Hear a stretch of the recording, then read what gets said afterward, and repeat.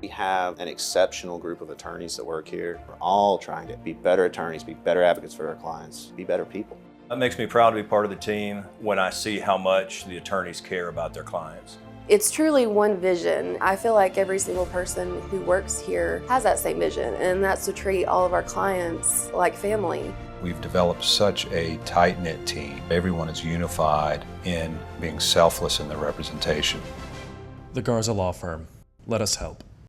There's this narrative going around that Tennessee should just be happy to be in the college football playoffs. Well, Josh Heupel set the record straight earlier today, Paige Dower, alongside Jimmy Himes. And he essentially said, if you're just happy to be in the playoffs, it'll be a quick cup of coffee. I like how he used that analogy because it really will be a quick cup of coffee if you're just happy-go-lucky to be in the playoffs. Yeah, and that should not be the mindset that they take. The mindset should be that you go in there to win the football game. A lot of people feel like Tennessee's playing with house money going on the road in this particular game, that more of the pressure is on Ohio State given what happened in the Michigan game. But look, Tennessee's in the playoff. You're in it to win it. Tennessee will have to play a really good game against Ohio State. But he's right. The mindset of these players, the mindset of this team has to be you're going up there to win, not just to be satisfied that you're making it to Columbus. And I know that there's a drastic difference between OSU as a program and Tennessee as a program as the Buckeyes are getting ready for their 6th playoff appearance. This is Tennessee's first playoff appearance. When I asked Jermon McCoy earlier today, like, when you're getting ready for this caliber of a game, are you wanting to go out there and still prove something, or does your body of work already prove that? He says, no, these are the types of games that you dream of, and you want to go out there and continue to prove yourself. And I think even with that mindset of it being a dream, OSU still probably has that mindset, despite this being their 6th time in the playoffs. It is a dream for these players to be contending for a national title, but I don't think that has them any more laxed or has them thinking that, oh, if we just go up there and lose right away, at least we made it. And I think that's what sets this team apart because they got close in 2022. Yeah, it did. When they played Georgia, they were a field goal away from winning that football game. So, and that was a team that had lost to Michigan. Okay, so they were able to bounce back and play Georgia in a great football game. But McCoy's right. Here's the thing, too. McCoy in that secondary is going to be tested because Ohio State's receivers are outstanding. And I look for McCoy to have a good game. He's been really good all year. I don't necessarily think he has anything else to prove. He was first team All-SEC in one poll, second team in another. He's a really good football player, and I think he's actually been better than Tennessee thought he might be. Litton's in Fountain City, proud supporters of Tennessee athletics. When you're hungry, remember Litton's for the best burgers and the best desserts in town. A.G. Hines Company. They've been around for over 100 years, selling building materials since anyone can remember. Ogle Brothers General Store in Sevierville is the best place to shop in the Smokies. They offer clothing, food, candy, toys, locally made arts and crafts, souvenirs, and more.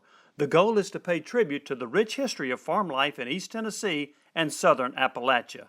Visit them at 1640 Parkway or call 865-366-1485. Yes, coming from Oregon State, I think he's definitely exceeded those expectations. And you talked about Ricky Gibson as well, too, because you talk about the elite trio of wide receivers for OSU, and they will be absolutely tested on the perimeter. And he says that Ricky's actually gotten a lot smarter as the season has gone on. He's playing a lot more physical. And for those two to be in sync in this game, I think will be a massive key to the game. Again, I don't think that this is going to be a game where you'll see these massive explosive plays, but you could see those 20 to 30-yard window plays happen. Well, and that depends on what Tennessee decides to do. If they come with a lot of blitzing, which they did not do at Georgia, and it kind of cost them because they didn't put pressure on Carson Beck. If they blitz a lot, you're going to put your corners on an island a little bit more, and you're going on an island against some really good receivers. If you drop back in zone, you can stop some of those explosive plays, but are they going to nickel and dime you? Yeah. If it's 3rd and 8, are they going to throw a 10-yard pass? So I think what you got to do is mix it up. And you got to try to confuse them a little bit. But a lot of this onus will be on the ability of Tennessee to put pressure on the quarterback, not let him get comfortable.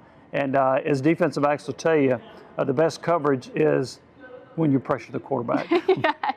And what I kind of liked about hearing from some of the team today is that a lot of it was so much on the X's and O's. Of course, we talked a little bit about the fan base maybe making their way to OSU. Dylan Sampson even says he hopes it looks like it did at LSU a couple of years ago, where it was just a sea of orange in Death Valley. And that's just a total juxtaposition to the narrative that's been happening around the OSU program since that Michigan loss. I mean, you have the AD coming out and saying, oh, regardless of what happens, we'll keep Ryan Day, which after losing to Michigan so many times, that's not been the protocol that you'll see, or the status quo in Columbus. And then you have the flag planting and the penalties, and AD and the coach begging the fans to not sell their tickets to Tennessee. And so far it seems that they are. Last time I heard, about 35% of the tickets have gone to Tennessee. So instead of that 3,000 allotment, it might be like 15, 20,000 fans for Tennessee there. That would be alarming if that happens. Look, there's a reason that the athletic director, Ross Bjork, came out and said, don't sell your tickets. Why? Because he knew some of them were already doing it. Yes, yeah. And I've got a friend of mine that's got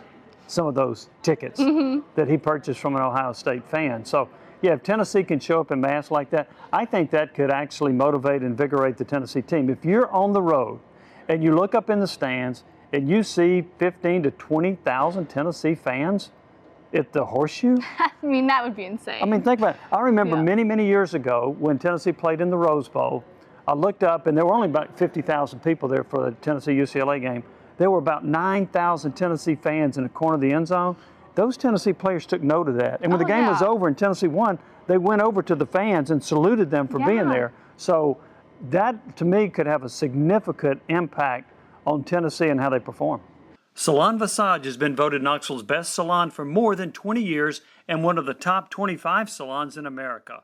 Salon Visage offers elite, innovative, and specialized services by highly trained colorists and hairstylists. Salon Visage is located at 1701 Downtown West Boulevard. The Visage Group also has 2 barbershops, one at Downtown West and one at 304 South North Shore Drive. Andrew's Physical Therapy at Blaine and Strawberry Plains. That's where I've gone to rehab my knee, shoulder, and elbow.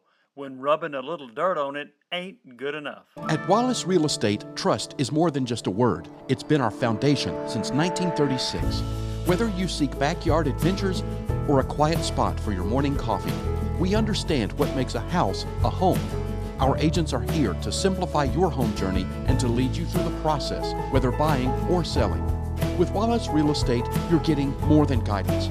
You're gaining a local partner dedicated to bringing your dreams to life. Start your real estate journey at wallacetn.com. On the flip side, what is Ohio State thinking? Panic. If you look up in the stands and you see that, you've got to wonder about, has your fan base deserted you? Here's the other thing, too. I mean, we've heard Kirk Herbstreit say this. If they go 3 and out, then the fans will start booing the players and the coaches. I mean, if that happens, you wonder, what's the mindset of those players at Ohio State? What do they think? Does it galvanize them and say, okay, the heck with the fans, we'll play for ourselves? Or do they sit there and think, I cannot believe our fans have turned on this, and that becomes a distraction?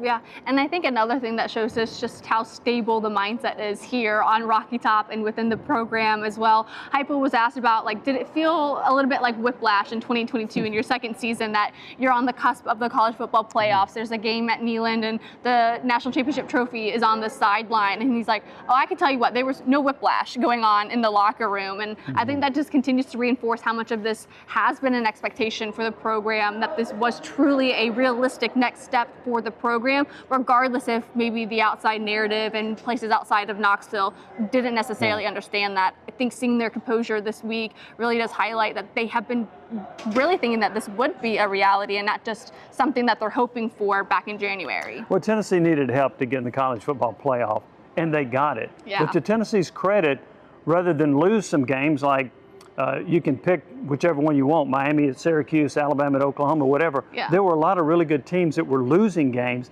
and Tennessee did not. They were able to hold serve, get the job done, whether it was on the road or whether it was at home. And so while they did need a couple of teams to get upset, and it happened, I give them credit for staying focused and actually against Vanderbilt playing, I thought, one of their better offensive games. So I think Tennessee deserves a lot of credit for not stumbling as so many other teams did. And as we'll hear on Thursday for our part 2 with Jay Graham, the VFL who took on Ohio State back in '96, I mean, again, the last time these two programs have really played each other, and it kind of went Tennessee's way, especially with the performance that Jay Graham had. Yeah, Jay Graham had a brilliant performance. He had 154 yards. He was motivated because he was going against the Heisman Trophy winner for Ohio State, Eddie George. And Tennessee, quote, held Eddie George to 101 yards, but it was 26 carries, so it was less than 5 yards a carry. And there was also a goal line stand in which Tennessee stopped him. But one of the narratives coming out of Ohio State were the cleats. Yes. Cleatgate. In Ohio State, the program, the coaches, the players are all upset. Tennessee had ordered some soccer cleats, my understanding, and those cleats were a little bit longer than what the NCAA allows. There were about 18 Tennessee players that wore them, and so there was an incident on the sideline in which a Tennessee defensive lineman was tackling a Buckeye, and one of the coaches at Ohio State grabbed his foot to look at it, and then he kicked the guy. I mean, I cannot even imagine that happening in today's landscape. That would be insane. So that was a part of it, and I know that Ohio State that's still a burr in their saddle, because I know that Jay Graham recently interviewed with Eddie George at Tennessee State for a job there, and during the interview, believe it or not, Eddie George brought up the cleats. Jay Graham didn't even know about it. He didn't wear the cleats and didn't have any idea about it until after the game what was going on. But yeah, that became an interesting sidebar to that Citrus Bowl. How interesting, when you've covered Tennessee for so long, how interesting is it that this is their first meeting in almost like 3 decades? Yeah, that is interesting that that's occurred, and I'm glad they're playing each other. I would like to see them play in the regular season. Now, one reason the SEC and the Big Ten have not played that much in the regular season is because there were so many bowl pairings. Yes. So they did not want to have a repeat matchup. So if Tennessee played Ohio State in the regular season, they didn't want to have to come back and play them again in another bowl game. So that was a part of it. Now going forward, that might change, but I am glad to see this. These are two storied programs. Look, in recent years, the last decade or so, no question, Ohio State's been a lot better than Tennessee, but Tennessee has rebounded. Josh Heupel's done a marvelous job of getting this program back to where it wants to be, top 10 in the rankings in the college football playoff. He's done it under difficult circumstances, so I give Josh Heupel and these players a lot of credit for making it this far. And understanding that, would you then give Tennessee and Josh Heupel the edge just in this narrow perspective heading into the game against Ohio State? Give them an edge as far as what? When you look at, is mentality? Tennessee, yes, like them having this mentality, do you think they have the edge mentality-wise over Ohio State heading into the game? I'm going to say probably, because when you lose to that game to Michigan, now I think this stat is right. I think that Ohio State's like 3-6 in their last 9 losses to Michigan in the game after. Yes, I think it was like their last 10 matchups or something. Yeah. And so that you would think would play to their advantage. But the other part of it, and this will be interesting to see, if in fact Ohio State struggles offensively early in the game and the fans start booing the Buckeyes, that's got to be to Tennessee's advantage, right? Yeah. So from that standpoint, it's hard to say going in. Now, the players may galvanize and say, we believe in Ryan Day. Although it's been said that after that Michigan game, Ryan Day said, hey, this was my fault, but I wouldn't do anything differently. And some of the Buckeye players are like, are you kidding me? Yeah. You wouldn't do anything differently after you lost that game? So it's going to be interesting to see how supportive those players are of Coach Day, and also how supportive the fans are of the Buckeyes, in particular early in that game. Absolutely. Well, we'll be back later this week, tomorrow, to talk about Nico, Joey Hosley, and the offense, and then comparing the offenses and defenses on Wednesday and Friday. So make sure you subscribe to stay locked in and so you don't miss out on a thing coming up on Tennessee in this official game week heading into their first round of the college football playoffs. We'll talk to you guys tomorrow. Big Orange Pickleball is a state-of-the-art multi-million-dollar facility designed to serve the growing demand for pickleball in this area. Located at 7729 Strawberry Plains Pike, it's one of the premier indoor pickleball venues in the nation. It has 6 sport master cushion courts, a climate-controlled environment, and customized LED lighting. To find out more, go to bigorangepickleball.com or call 865-465-7920.